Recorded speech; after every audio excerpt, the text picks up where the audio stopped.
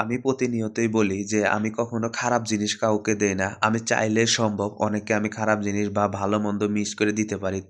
আমি কখনোই এমনটা করি না। দেখেন এই মাছটা কিন্তু মোটামাটি ফ্রেশই দেখা যাইতেছে।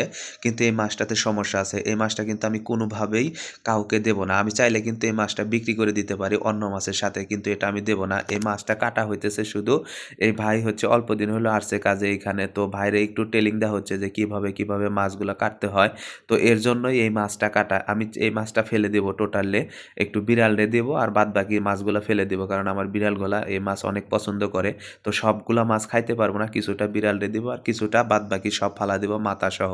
তো আমরা মাছগুলা যেভাবে কাটি ওই ভাই ঠিক সেভাবেই কাটবো। কাটার পরে একটু সে মাঝখান দিয়ে ফাড়বো। ফাড়ার পরে একদম যেভাবে আমরা টোটালি মাছ কাটি ঠিক সে ওইভাবেই কাটবো। আর কাটার উদ্দেশ্য আরেকটা আছে সেটা হচ্ছে আমি একটু ভিতরে দেখব যে মাছটার কি হইছে বা কেন মাছটা এরকম হইছে আর মাছটার সমস্যা কি।